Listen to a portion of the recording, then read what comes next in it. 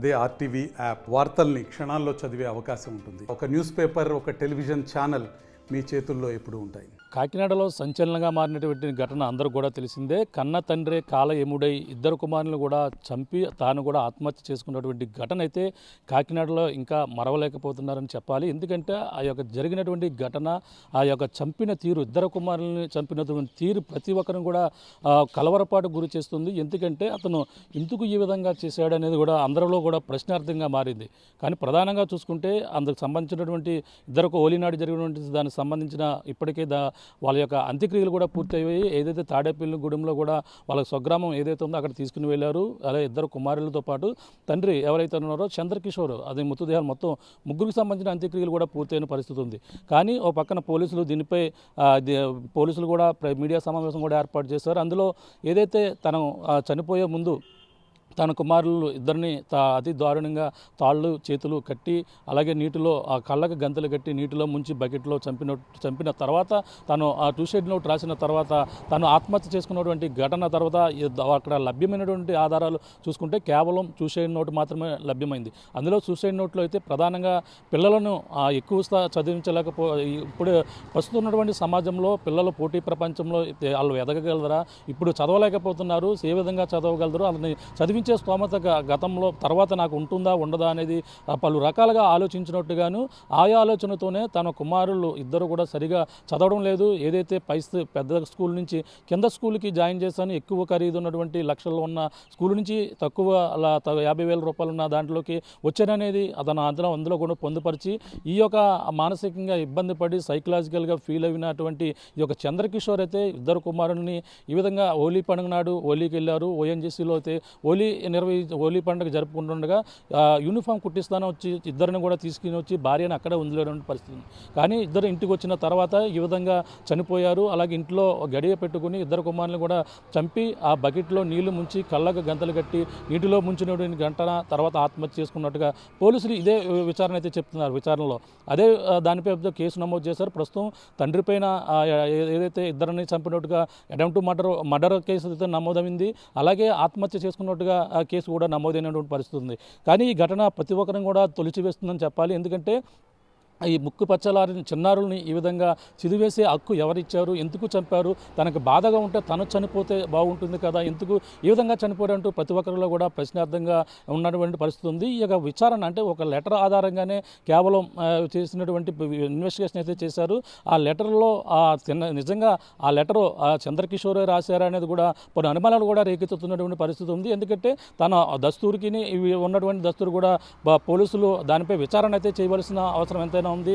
నిజంగా తన భార్య హోలీ వేడుకల్లో నిజంగా ఉందా, ఈ ఘటన తన తండ్రి ఎవరైతే చంద్రకిషోర్ ఇద్దరు పిల్లలను కూడా ఈ విధంగా చంపేటప్పుడు ఎక్కడికి వెళ్ళింది తన భార్య అనేది కూడా ప్రశ్నార్థంగా మారింది. నిజంగా హోలీ ఓఎన్జీసీకి సంబంధించిన పండుగ వేడుకల్లో అక్కడ ఉండిపోయారా, నిజంగా తన ఎక్కడికైనా బయటకు వెళ్ళినప్పుడు ఇతను ఈ విధంగా చేశాడనేది కూడా ప్రతి ఒక్కరిలో కూడా పలు అనుమానాలు అయితే రేకెత్తుతున్న పరిస్థితి.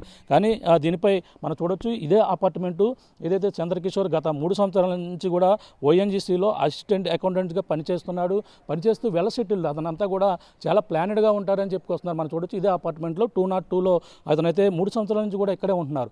ఇదే అపార్ట్మెంట్లో ఏదైతే జయదేవి ఆలయంగా ఉన్నటువంటి అపార్ట్మెంట్లోనే ఉంటూ గత కొన్నాళ్ళ నుంచి కూడా 3 సంవత్సరాల నుంచి కూడా చాలా ప్రీ ప్లాన్గా ప్రతిదీ ఏం చేసినా సరే ఆయన చాలా ప్లాన్గా చేసుకొస్తుంటారు. మనం వాళ్ళు ప్రధానంగా హోలీ నాడు అయితే 10 గంటల సమయంలో ఇదే అపార్ట్మెంట్కి రావడం, ఇదే అపార్ట్మెంట్లో నలుగురు సంబంధించినటువంటి ఎవరైతేనే చంద్రశేఖర్ తన భార్యతో పాటు ఇద్దరు పిల్లలు కూడా ఇదే అపార్ట్మెంట్లో నలుగురు వెళ్ళినట్టుగా సీసీ ఫుటేజ్లో కూడా రికార్డ్ అయినట్టుగా దృశ్యాలు కూడా గతంలో చూస్తాం. మనం చూడొచ్చు సీసీ ఫుటేజ్లో మనం చూస్తున్నాం. ఈ సీసీ ఫుటేజ్లోనే మొదటగా వాళ్ళు రావడం అంటే 10 గంటల ప్రాంతంలో హోలీ వేడుకలకు వెళ్ళేటట్టుగా సీసీ ఫుటేజ్లో రికార్డ్ అయ్యాయి అని. అలాగే తర్వాత చూసుకుంటే మళ్ళీ మొదటగా ఉదయం అయితే నలుగురు వెళ్ళారు, మనకు కొంతసేపటి తర్వాత ముగ్గురు వచ్చినట్టుగా ఈ సీసీ ఫుటేజ్లో అయితే రికార్డ్ అయ్యి ఇద్దరు కుమారుల్ని కూడా ఎవరైతే తన పెద్ద కుమారుడు చిన్న కుమారుడిని కూడా తీసుకుని వెళ్ళి అలాగే చంద్రకిషోర్ ఈ యొక్క పైకి వెళ్తున్నట్టుగా ఇందులో దృశ్యాలు అయితే చూశారు. వెంటనే తమ భార్యకైతే ఫోన్ చేసిన నేపథ్యంలోనే ఎక్కడ అందుబాటులోకి అయితే రాలేదు. తన ఫోన్ ఎందుకు లిఫ్ట్ చేయడం లేదని తను ఓఎన్జీసీ వేడుకల్లో ఉన్న నేపథ్యంలోనే హోలీ వేడుకల్లో ఉండి తను ఫోన్ ఎత్తడం లేదని చెప్పేసి ఆమె వచ్చి ఇంటికి వచ్చి చూసే ప్రయత్నం అయితే చేసింది. ఒక్కసారిగా చూస్తే గడియ పెట్టి ఉండడం ఒక్కసారి గమనించింది. అదే సిబ్బందికి ఓఎన్జీసీ సిబ్బంది కూడా చెప్పినటువంటి పరిస్థితి ఉంది. వెంటనే వచ్చి గడియని తీసి ఇక్కడ ఉన్నటువంటి వాచ్మెన్ కూడా అదే రోజును ఇక్కడ ఎవరు కూడా లేరని ఊరు వెళ్ళినట్టుగా చెప్పుకొస్తున్నారు.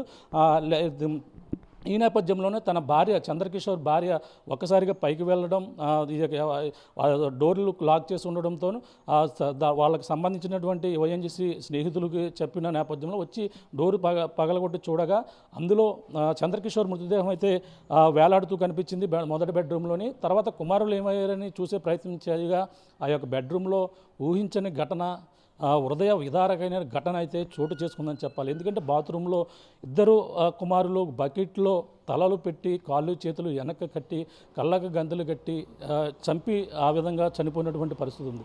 ఏం జరిగిందో ఒక్కసారిగా షాక్కు గురయ్యారు. పోలీసులు కూడా సమాచారం ఇచ్చిన నేపథ్యంలో దీనిపై అయితే దర్యాప్తు అయితే చేస్తున్నారు. అంటే దర్యాప్తు అంటే కేవలం సూసైడ్ నోట్ ఆధారంగా మాత్రమే వాళ్ళైతే ఈ విధంగా జరిగినట్టుగా చెప్పుకొస్తున్నారు. కానీ లోతైన దర్యాప్తు ఎందుకు, ఒక తండ్రి నిజంగా ఈ విధంగా చేస్తాడా అనేది కూడా పలువురిలో తొలిచివేస్తుంది. ఇదే అపార్ట్మెంట్లో గత 3 సంవత్సరాల నుంచి కూడా ఉంటున్నటువంటి వారు ఇక్కడ మనం ఇదే అపార్ట్మెంట్లో మనం చూసుకుంటే ఇక్కడ మనకు అపార్ట్మెంట్కి సంబంధించిన ఈ లిఫ్ట్ కూడా ఉంది. వాళ్ళు ఇదే మార్గంలో వచ్చి వెళ్ళడం అవన్నీ కూడా సీసీ ఫుటేజ్లో కూడా రికార్డ్ అయ్యాయి. పోలీసులు దాన్ని కూడా హ్యాండ్ ఓవర్ చేశారు. దానికి బయటకైతే రిలీజ్ చేయని పరిస్థితి ఉంది. ఈ నేపథ్యంలోనే పలువురు అయితే దీనిపై పలు అనుమానాలు అయితే రేకెత్తిస్తున్నాయి. నిజంగా చంద్రకిషోర్ కేవలం ఆ పిల్లలు సరిగా చదవకపోవడం వల్లే ఈ విధంగా ఈ ఘాతకానికి ఒడిగట్టాడా అంటే సాధారణంగా ఎవరు కూడా చదవకపోతే చిన్న వయసులో ఉన్న తర్వాత భవిష్యత్తు నిర్ణయించుకుంటారు. కానీ వాళ్ళు చిన్న వయసులోనే ఇటువంటి ఇబ్బందులు పెట్టడం సరికాదంటూ నిజంగా అదే కారణం అయితే ఆ విధంగా పిల్లల్ని ఈ చిన్న వయసులో ఇంకా ముక్కుపచ్చలాంటి చిన్నారులు వాళ్ళందరూ కూడా వాళ్ళు అక్కడ ఇప్పుడే ఏ పరి హ్యాపీలు అంటూ నేర్చుకుంటారు. అలాగే మన చిన్న చిన్న అడుగులు వేసుకుంటూ చిన్న కుమారుడు ఎవరైతే ఉన్నారో అతను కూడా ఇంట్లో చూస్తాం. పోలీసులు కూడా ఇన్వెస్టిగేషన్లో కూడా చాలా లోతుగా దర్యాప్తు చేశారు. ఇంట్లో రకరకాల వస్తువులు, ఆ పిల్లలకు సంబంధించినటువంటి వస్తువులు కూడా ఎన్నో వస్తువులు కొన్నారు.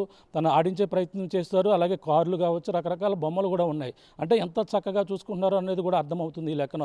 కానీ అలా అంత చక్కగా అంత ప్రేమగా చూసుకునేటువంటి చంద్రకిషోర్ ఈ విధమైన ఘాతకానికి ఎందుకు ఒడిగట్టాడు అనేది కూడా అందరిలో కూడా ప్రశ్నార్థంగా మారినటువంటి పరిస్థితి ఉంది. ఎందుకంటే తను ఇద్దరిని కూడా చేతులు కట్టేటప్పుడు కనీసం వాళ్ళంతా కూడా ఏడుస్తారు. ఆ ఏడ్చినప్పుడు కూడా కనీసం కనికరం రాలేదా అనేది కూడా ప్రతి తండ్రిలోనూ కూడా ఈ కలిచివేస్తున్నటువంటి పరిస్థితి. నిజంగా అతను తండ్రేనా, ఈ నిజంగా ఇంత కిల్లాడిగా అంటే సాధారణంగా ఏదైనా ఆత్మహత్య ఎవరైనా చంపాలనుకుంటే మనం ఎన్నో రకాలుగా చూసాం. ఇటీవల హైదరాబాద్లో కుక్కర్లో ఉడికిపెట్టి తన భార్యని చంపినటువంటి ఘటన చూసాం.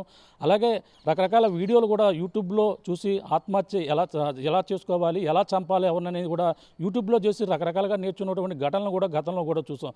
కానీ పిల్లల్ని ఈ విధంగా చంపాలనేది కూడా తను ఏ విధంగా నేర్చుకున్నాడో, అంత క్రిమినల్గా ఎలా ఆలోచించాడు, చేతులు కట్టి ఈ విధంగా బకెట్లో నీళ్ళ నింపి వాళ్ళు ఊపిరాడకుండా చంపాలనే ఆలోచన ఎలా వచ్చింది అనేది కూడా నిజంగా తండ్రికి వచ్చేటువంటి ఆలోచన అనేది కూడా ప్రశ్నార్థంగా మారింది. ఒక్కడు ఆ విధంగా చేయగలడా అనేది కూడా అందరిలోని కూడా ప్రశ్నార్థంగా ఉన్నటువంటి పరిస్థితి ఉంది. దీనిపై అయితే పూర్తి విచారణ అయితే చేపట్టాలి. తను ఇంత కర్కశంగా మారి ఆ యొక్క కన్న కొడుకుల్ని ఈ విధంగా చేసినటువంటి తన కాలయముడిగా తమ ప్రాణాలు హరించడం కాకుండా తాను కూడా చనిపోయినటువంటి పరిస్థితి.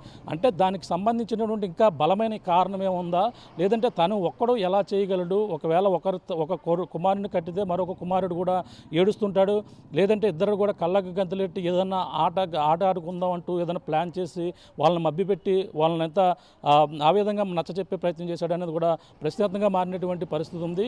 ఏదేమైనా ఈ ఘటనపై అయితే వాళ్ళ మృతదేహాలు మొత్తం తాడేపల్లి స్వగ్రామం వెళ్ళాయి. అక్కడైతే అంత్యక్రియలు కూడా పూర్తయ్యాయి. కానీ దీనిపై పోలీసులు కూడా ఆ లెటర్ ఆధారంగా మాత్రమే కేసు నమోదు చేసి మానసికంగా పిల్లలను చదివించలేక గతంలో ఏమన్నా చేయగలమా, నేను భవిష్యత్తులో వాళ్ళ పోటీ ప్రపంచంలో ఏమైనా ఎదుర్కోగలరా, భవిష్యత్తులో ఎంతలా చదివించగలను అనే ఇవన్నీ ఆలోచనలు చేసుకునే చనిపోయినట్టుగా అయితే పోలీసులు అయితే చెప్తున్నారు. కానీ అది ఎంతవరకు కరెక్ట్, అలా ఇంకా లోతైన దర్యాప్తు అయితే చేయాలి. ఇంకా కుటుంబ సభ్యులను విచారిస్తే మరిన్ని విషయాలు తెలుస్తాయి. తమ భార్య నిజంగా హోలీ వేడుకలలో ఉండిపోయి నిజంగా నలుగురు వెళ్ళిన తర్వాత ముగ్గురు కలిసి వచ్చి ఈ విధంగా జరిగిందా, తన భార్యని కూడా విచారిస్తే మరిన్ని విషయాలు తెలుస్తుంది అనేది కూడా ప్రతి ఒక్కరు కూడా దీనిపై మొత్తం స్థానికులు కావచ్చు, ఆ గ్రామస్తులు ఎవరైతే ఉన్నారో ఆ ఊరిలో ఉన్నటువంటి తాడేపల్లి ఉన్నటువంటి గ్రామస్తులు కూడా పూర్తి విచారణ చేస్తే బాగుంటుందని వాళ్ళందరూ కూడా దీనిపై మరింత లోతుగా దర్యాప్తు చేసి అసలు విషయం ఏంటనేది కూడా తెలిస్తే బాగుంటుందని ప్రతి ఒక్కరు కూడా దీనిపై అనుమానాలు అయితే వ్యక్తం చేస్తున్నటువంటి పరిస్థితి చూడాలి. అంటే పోలీసులు దీనిపై కేవలం లెటర్ ఆధారంగానే కేసు అయితే నమోదు చేశారు. దీనిపై విచారణ చేసిన తర్వాత ఈ కేసు మళ్ళీ ఏ విధంగా మలుపు తిరుగుతుంది, అలాగే దీనిపై మరిన్ని విషయాలు ఏ విధంగా వస్తాయని కూడా పూర్తి వివరాలు అయితే తెలియాల్సిన పరిస్థితి ఎంతైనా ఉంది. కానీ కాకినాడలో మాత్రం ఈ ఘటన ఒక్కసారి ఉలిక్కిపాటు గురి చేసినటువంటి పరిస్థితి కాకినాడలో అయితే నెలకొంది. ఎప్పుడూ కూడా ఇటువంటి సంఘటన అయితే తండ్రి ఈ విధంగా, అంటే రకరకాల ఎన్నో ఘటనలను చూస్తాం, కానీ తండ్రే ఇద్దరు ముక్కు పచ్చలారిన చిన్నారులను ఈ విధంగా ఘాతకానికి చంపి తను చచ్చిపోవడం అయితే చాలా బాధాకరంగానే చెప్పాలి. దీనిపై మరి పోలీసులు ఫర్దర్ ఇన్వెస్టిగేషన్ ఏ విధంగా చేస్తారనేది కూడా వేచి చూడవలసిన పరిస్థితి ఎంతైనా ఉందని చెప్పాలి. ఇది కూడా తాజా పరిస్థితి. మరిన్ని వీడియోస్ కోసం ఛానల్ ని సబ్స్క్రైబ్ చేయండి. లేటెస్ట్ అప్డేట్స్ కోసం వాట్సాప్ ఛానల్ ని ఫాలో అవ్వండి. ఆ లింక్ డిస్క్రిప్షన్ లో ఉంది.